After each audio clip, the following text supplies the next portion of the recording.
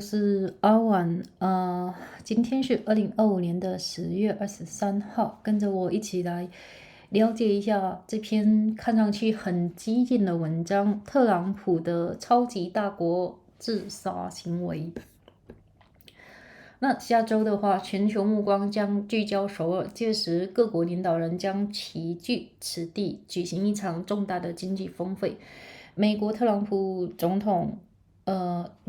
统特朗普与中国国家主席习近平预计就是将至2019年来的一个首次会晤。那目前两位领导人都希望此次会晤能够稳定两大强国动荡的关系，但即便中美贸易战出现缓和，也难以重建外界对美国经济领导力的信心。川普持续单方面不可预测的施加天价惩罚性关税，已颠覆了美国主导的80年的基于规则的一个国际经济秩序。哎呀，读到这里我还是非常认同的。那特朗普对华盛顿战后为巩固自身权力特权而设立的法律和制度发起了冲击，关税只是其中一个方面。世界正努力理解，当全球霸权国家背弃其支撑统治的一个体系，这意味着什么？在缺乏未来计划且没有自然继任者的情况下，美国不仅在加速自身的衰落，更将世界推入一个混乱的新时代。那纵观现代史，战争屡屡摧毁全球体系，新的结构则在废墟中重建。第二次世界大战之后，美国及其盟友设计出一套管理国家间关系的一个体系，旨在让饱受战火摧残的世界重获繁荣，并防止未来的冲突。那联合国成为这一体系的一个主要治理机构，而世界贸易组织等其他规则与制度也随后逐步建立。当时的美国处于国家力量的一个巅峰时期，而且是唯一一个未遭全面战争蹂躏的同盟国，成为这一新世界秩序的领导者与操盘。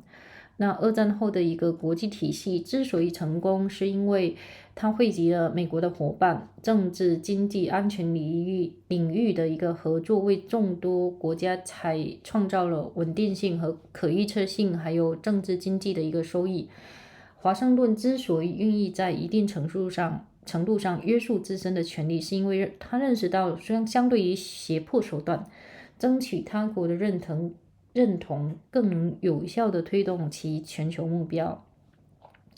那尽管这一全球秩序无疑是存在诸多缺陷且已使成就，但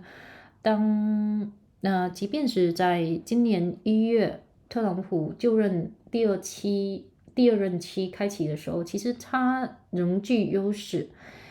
那如今特朗普政府做了一系列系统性的一个焚毁行动，他认为说战后的一个全球秩序不仅已经过时，还被用来一种对付他们的一个手段。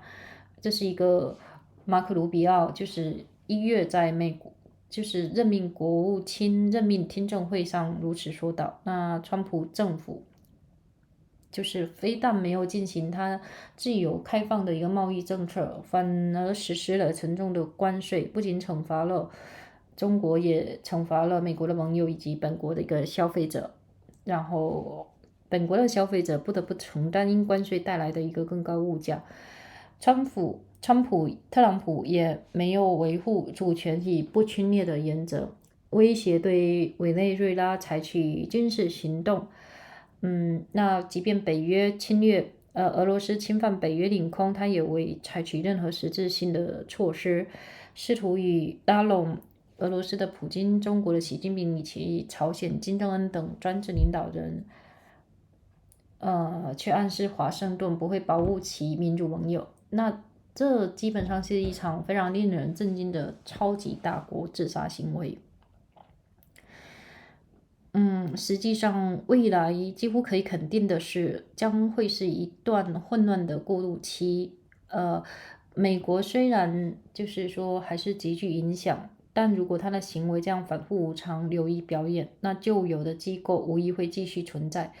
那联合国继续召开会议，世贸组织法官仍会审理案件，但这些机构克服成国境争议、冲突本能的一个能力将显著减弱。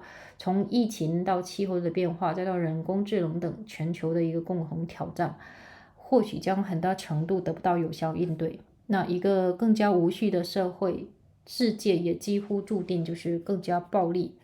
像今年已经血腥异常，南亚和东亚爆发了武装冲突，以色列对卡塔尔、叙利亚、黎巴嫩、也门和伊朗发动了攻击。苏丹、乌克兰和加沙的战争仍在继续。特朗普政府加入了以色列对伊朗的战争，并单独对胡塞组织、胡塞武装以及巴勒比海地区发动了打击。特朗普宣称自己渴望和平，但除最近加沙停火外，他始终更热衷于有说让自己获得诺贝尔和平奖，而非致力于让和平协议真正落地、持久生效。那这些冲突可能蔓延到经济领域，民族主义、重商主义正在取代以自由开放贸易为核心的一个主导理念。美国正在以1个世纪以来最高关税走在这场巨变的一个最前列。经济解体不仅将拖累全球，还会让各国为争夺资源，从关键的矿产到先进的一个半导体相互竞争，陷入新的博弈。那世界需要新的一个秩序力量，目前尚无迹象表明这种力量即将出现。即便中国实力的增强，但是它还是无力接过美国的一波。北京追求的是一个对专制政体安全的一个国际环境，使其能在国内巩固党内统治，并在海外不受干扰的一个扩大影响。中国既没有切实可行来减少冲突、创造金融稳定，也没有应对核扩散等跨国威胁的一个有效方案。美国在亚洲和欧洲的民主盟友或许仍然能联合起来，尽力维护国际自由中残留的部分，但从总体上来看，他们在国内生产总值与美国不相上下。然而，在经济日均演绎的背景下，各国面对不断增长的国防预算的抵制，会阻碍他们的雄心。许多年后，一位美国总统或许有机会与其他全球领导人握手，共同构建新的国际秩序，并遏制中国的崛起。在此过程中，他们将面对自1945年以来最接近地缘政治白板的局面。新的愿景可能将混乱转为重塑的机会，通过与特定美国盟友深化技术、安全、经济合作，推动经济的一个发展的创新模式，建立领先契约与各国合作的机构。但是今天在为那一刻做准备的政治领袖，首先必须意识到，已经无法回到旧有的格局。这篇文章还是说的比较隐晦嘛。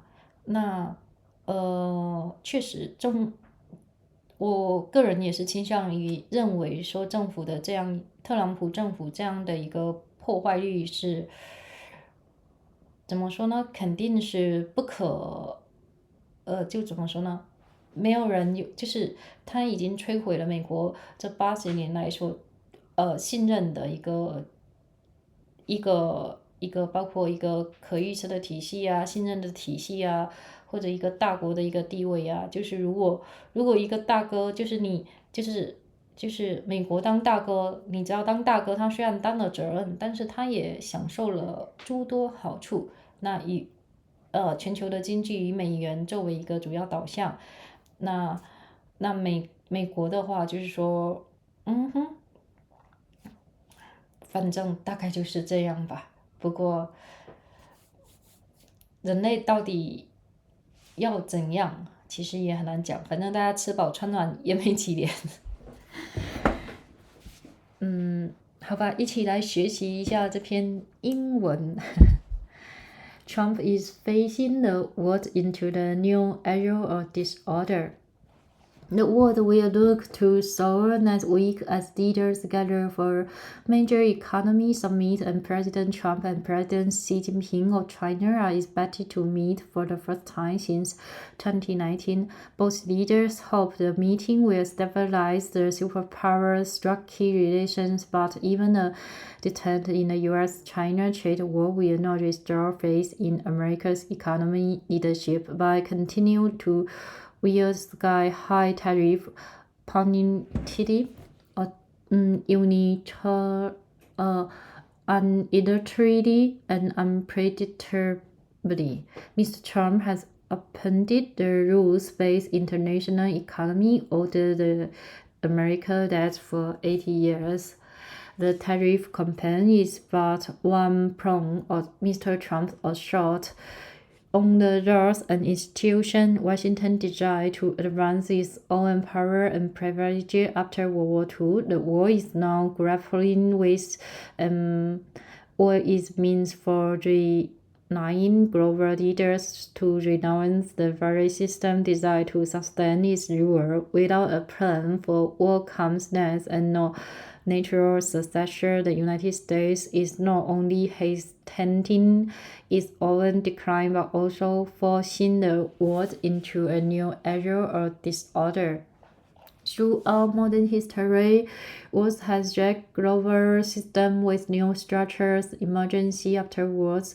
Following World War II, America and its alliance designed an approach to govern the relations among nations in hopes of restoring prosperity to a devastated global and preventing future conflict. The United Nations stood as the primary governing body, while other rules and institutions such as the World Trade Organization were built alongside it over time at the apex of its power, and only a rare country to have avoided the destruction of total war. The United States became the leader and operator of this new world order.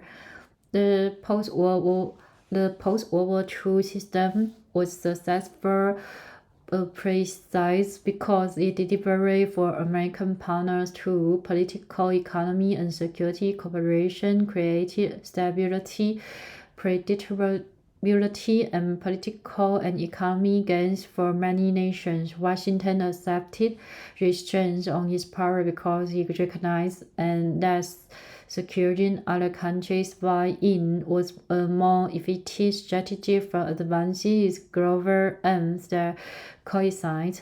While this global order was undoubtedly imperfect and in many ways outmost, it still gave Washington the advantage when Mr. Trump took office for a second term in January.